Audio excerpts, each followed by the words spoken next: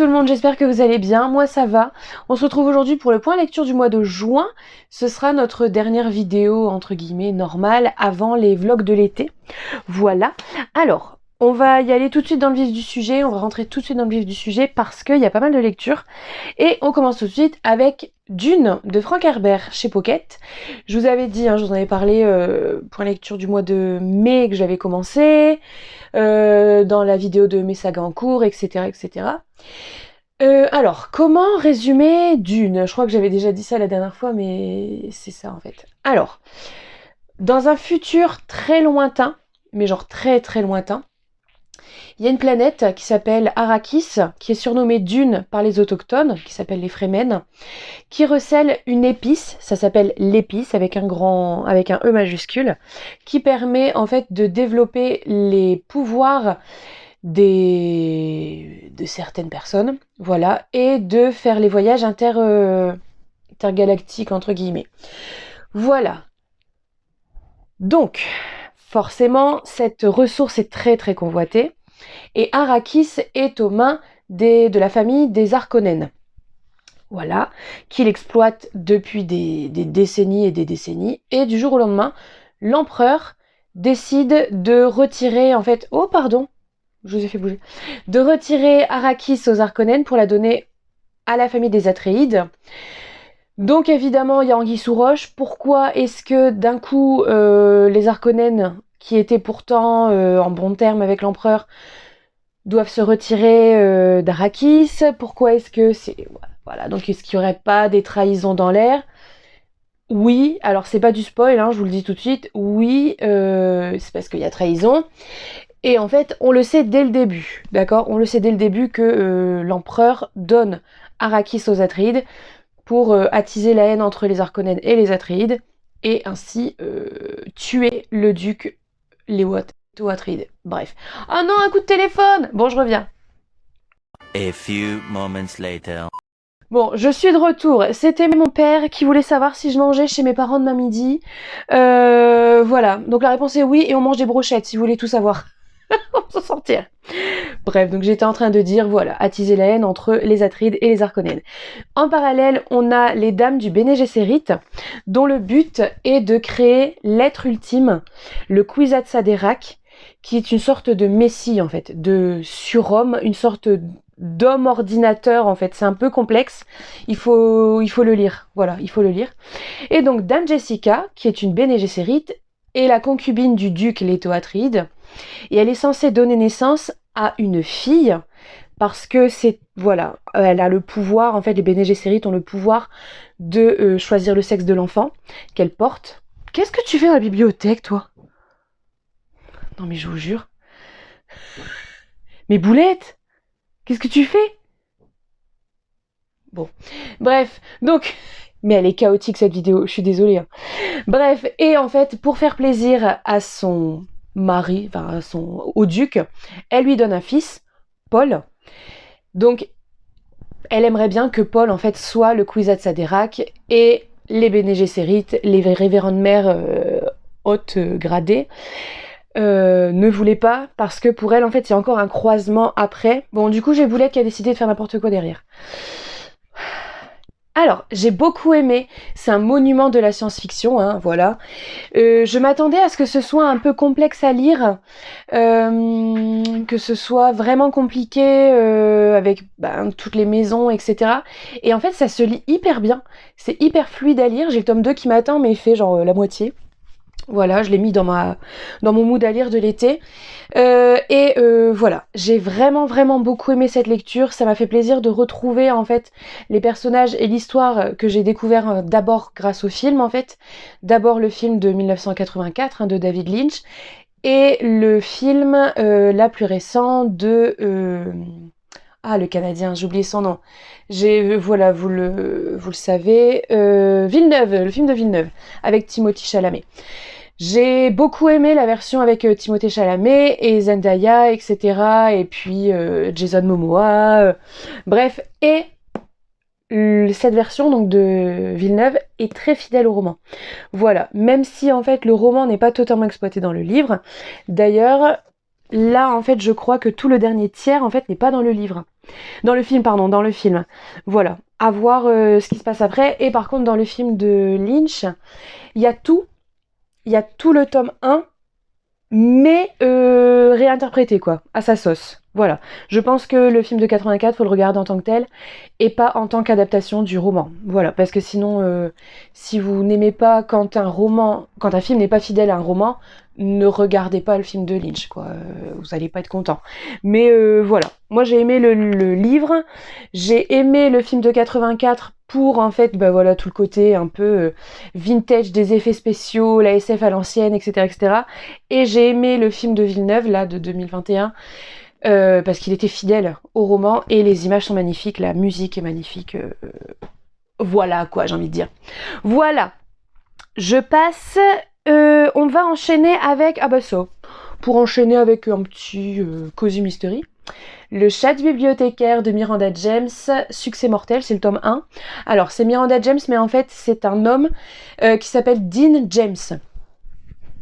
James, c'est le même nom de famille, mais en fait, il s'appelle Dean. Voilà. Alors, ça se passe à Athena, dans le Mississippi. On a Charlie, et j'oublie toujours son nom de famille.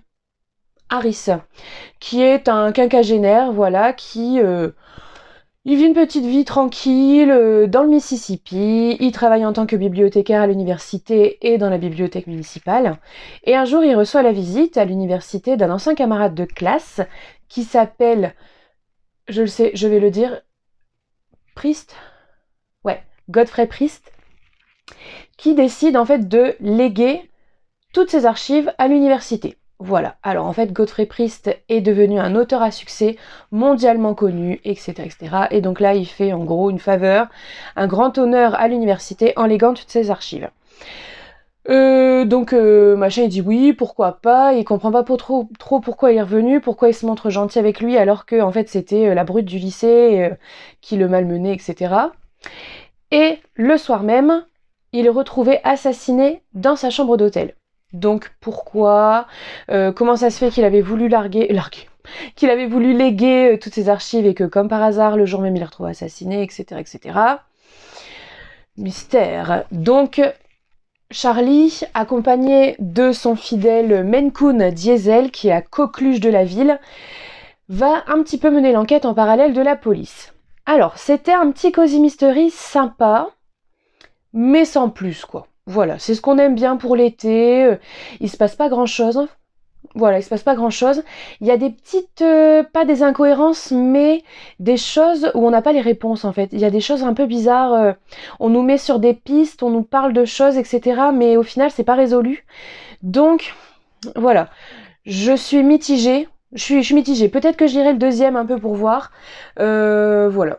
Bon, j'ai bien aimé Diesel, le chat, évidemment, qui est à Maine Coon, en fait, qui a un comportement, j'allais dire, pas humain, mais voilà, enfin, il est adorable. Donc, enfin, les personnages sont sympas, vraiment, les personnages sont sympas, mais voilà, les petites incohérences, ça m'a fait tiquer, donc à voir. À voir. À voir, je vais voir pour la suite. Je vois pas s'il y en a d'autres... Enfin, il y en a d'autres, c'est sûr, mais je sais pas combien. C'est ça que je veux dire. Mais voilà, c'était mignon. C'était mignon. On continue avec... Ah bah, on va parler tout de suite de ça, parce que comme ça, ce sera fait, parce que j'ai pas aimé. Alors, on va parler de Le Portail d'Athénor, tome 1 et 2. Donc, La Légende des Milieux, tome 1, et L'Avènement de l'Ordinis, tome 2, de Luc Gianetti, chez l'édition Jet d'encre. Aux éditions Jet d'encre. Alors... La petite histoire de ces lectures. En fait, j'ai participé à la masse critique Babelio du mois de mai. Ouais, c'est ça, du mois de mai. Et en fait, c'était sur jeunesse. Voilà. Et en fait, j'ai cliqué sur pas mal de trucs qui m'intéressaient. Et en fait, j'ai pas fait attention. Mais ça, c'était un tome 2. Voilà. Donc, c'était pour le tome 2. J'ai galéré à trouver le tome 1, donc j'ai dit bon, c'est pas grave, au pire je lirai le tome 2, il doit y avoir des rappels, voilà, ce genre de choses. Et au final, en fait, quand j'ai reçu le bouquin de la maison d'édition, c'était le tome 1. Voilà, donc j'ai contacté Babelio, je leur ai dit, bah il y a un problème, du coup je suis embêtée, je vais avoir du mal à chroniquer le tome 2 qui m'est demandé, comment on fait, etc., etc. J'ai contacté la maison d'édition, et il y avait un courrier dans le tome 1 marqué, voilà, pour vous introduire à la saga, on vous a mis le tome 1, mais si vous voulez le tome 2, n'hésitez pas, blablabla. Donc évidemment qu'il me fallait le tome 2 parce que en fait il fallait que je rende ma chronique à Babelio assez rapidement, quoi. Enfin dans un mois. Donc j'ai lu le tome 1. Alors, on va faire un résumé d'abord. Ok, on va faire ça. Alors, il y a une étrange secousse, voilà, dans le pays, au lieu qui s'appelle les Terres éternelles. Et en fait, on dit que c'est le portail d'Athénor qui vient de se rouvrir. Le portail d'Athénor qui donne accès à un endroit qui s'appelle les 1000 lieues. Voilà. Alors, comme c'est une légende, personne n'y croit vraiment, sauf 3 garçons, Nathaël, Jao et Stan, et leur amie Aline. Attendez, je vais tousser. Pardon. Voilà, donc ils partent en quête des milieux, etc. Alors, il y a énormément de personnages. Il y a beaucoup de personnages. Vous voyez, pour une lecture assez courte quand même, hein. On est sur 250 pages. 260. On est sur 260 pages. Il y a beaucoup de personnages. Et honnêtement, les 3 garçons, on aurait pu les rassembler en un. Alors, c'est pas qu'ils ont le même caractère. Non, pas trop. Il y en a un qui adore manger, il y en a un qui est un peu discret, et l'autre, je sais pas, on aurait au moins pu fusionner ces deux-là. Je pense qu'on aurait pu fusionner les 3 garçons. Voilà, déjà. Ensuite, Aline, elle a pas trop d'intérêt. Là-dedans, il y a un autre personnage aussi, pourquoi pas, mais on aurait vraiment pu réduire le nombre de personnages par rapport, je veux dire, à la longueur du bouquin. Alors, j'ai pas trop aimé. Voilà, je vous le cache pas, j'ai pas trop aimé parce que c'est... Attention, j'ai du mal, je vais avoir du mal à faire cette critique parce que faut que je fasse attention à comment je formule les choses parce que je veux vexer personne non plus. C'est pas mon but, mais j'ai trouvé en fait que c'était un peu mal exécuté. Voilà, je n'ai aucune légitimité pour parler de ça, hein. Je veux dire, voilà, vous le savez, moi j'ai fait mes études en musicaux, j'ai pas fait d'études de lettres. C'est uniquement mon point de vue de lectrice et d'amatrice de fantasy. Les phrases sont assez mal tournées, c'est un peu lourd en fait comme style. Au début, j'ai dit bon, oui, pourquoi pas, mais en fait non, ça s'alourdit au fur et à mesure et voilà. L'idée de départ était pas mal parce qu'il y a une histoire de pouvoir aussi, de père fondateur, entre guillemets, de père et mère fondateurs qui transmettent à chacun leur pouvoir. Voilà, c'était pourquoi pas une bonne idée. En fait, c'est une bonne idée de départ, mais à mon sens, elle est un peu mal exécutée. Voilà. Pas mal de fautes aussi. Bon, après, je ne crache pas sur... voilà. C'est de l'auto-édition, en fait. Voilà, c'est de l'édition à compte d'auteur. Voilà. Il y a des choses très bien en auto-édition. C'est pas le problème. Mais là, je me demande s'il n'y a pas un petit problème, je sais pas, de relecture ou de correction ou autre, en fait.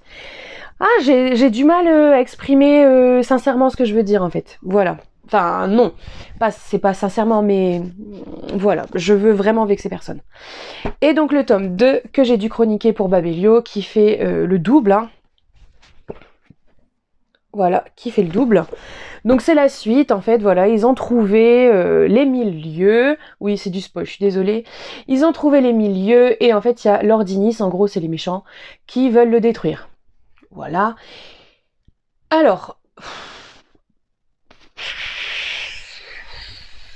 Non, désolée. Désolée, encore pire que le premier. Voilà, je suis désolée, c'est mal exécuté. Voilà. En fait, ça mériterait d'être retravaillé. C'est ça. Ça mériterait d'être retravaillé. Un travail d'éditeur là-dessus, de relecture, de correction, etc., etc. Il y a des choses à revoir, des incohérences, des choses qui vont pas. Genre là, on a, vous savez, vous vous souvenez, les personnages, j'ai dit là, Nathaël, Stan et Jao. Nathaël, en fait, est avec tous ses copains à la fin du tome 1. Et là, en fait, je lisais, voilà. Ok. Bon, voilà. Et d'un coup, on se retrouve chez les méchants. Et en fait, Nathaël est chez les méchants. Sauf qu'en fait, ça apparaît genre à la moitié du bouquin. Et depuis le début, à aucun moment, J'ai même relu le début, d'accord? J'ai relu le début.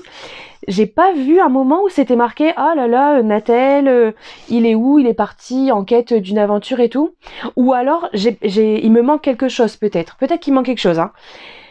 Mais à aucun moment en fait on dit ouais Nathel, il allait pas bien, Nathel il est parti en quête de son pouvoir, Nathel il me manque, Nathel machin. Non, d'un coup on le retrouve chez les méchants, c'est pas pourquoi. Je suis perplexe, je suis vraiment perplexe. Voilà, c'est dommage, et qu'on soit honnête, j'avais pas regardé les prix, j'avais vu le prix pour celui-là. Le tome 1 est à 21,70 € pour un si court bouquin, c'est très cher. Et celui-là, il est un peu plus épais, il est à 27,50 €. Non. S'il y a un jour une édition e-book qui sort, qui coûte un peu moins cher, prenez ça plutôt. Je suis désolée. Je suis désolée de dire des choses pareilles. Ah, j'aime pas ça du tout. Mais voilà, j'ai pas aimé, ça l'a pas fait pour moi du tout. Voilà.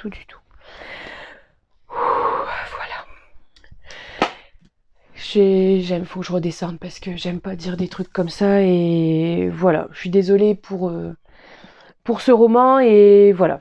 Je suis profondément désolée de dire des choses pareilles. Ensuite, on revient à ça. Un sorcier noir éternel de Brigitte Kemmerer chez Rajo. Je vous ai raconté mon histoire avec ça, où je comprenais pas, je disais je l'ai déjà lu, ça c'est bizarre. Oui, en fait il manquait des chapitres, j'en avais des en double, donc voilà, Rajo me les renvoyait et en 3 jours j'avais fini du coup. Et voilà. Alors c'est une réécriture de La Belle et la Bête en fait, où on a Harper qui habite à Washington et un soir elle assiste à l'enlèvement d'une jeune fille et en fait elle s'interpose. Et elle se retrouve propulsée à Emberfall, au château du prince Ren. Et en fait, elle apprend que le château est maudit, que le royaume est maudit, et vit en boucle un automne, une saison automnale, perpétuelle. Et qu'il y a une bête, voilà, qui, à la fin de la saison, à chaque fois, détruit tout sur son passage, tue des gens, etc. Alors, on sait que en fait le monstre c'est le prince. Voilà, donc en fait c'est ça la bête, vous voyez La Belle et la Bête. Là le prince est prince mais en fait se transforme en bête à chaque fin de saison. Donc au début évidemment, comment elle s'appelle, Harper et ma famille, blablabla. Mais après évidemment elle s'attache au royaume, elle s'attache au prince, etc. Et aussi au maître d'armes, au gardien de Rennes, du château. Et c'est pas mal, franchement c'est une bonne réécriture de La Belle et la Bête. Je l'avais déjà lu en anglais parce que je l'avais reçu dans ma toute première Fairyloot. D'ailleurs, attendez, faut que je vous montre quelque chose. J'espère que je vais pas tout faire tomber. Attendez, on essaye quelque chose. Hop.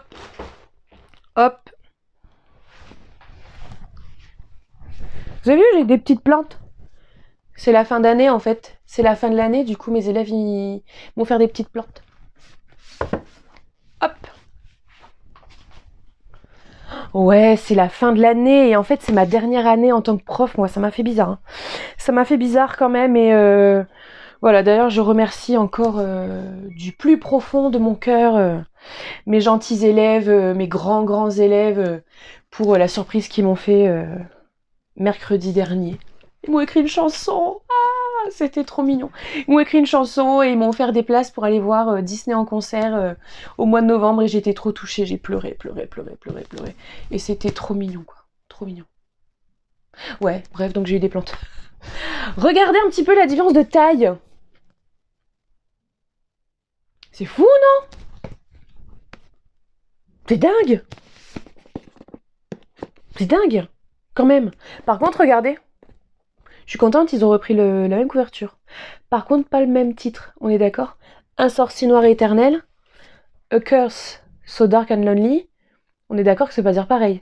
A Curse, déjà, curse c'est malédiction. Bon, un sort, pourquoi pas, mais dark.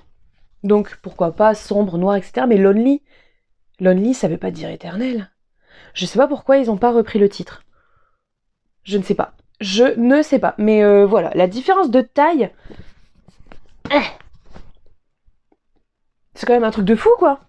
Bref, j'ai beaucoup aimé cette lecture, vraiment.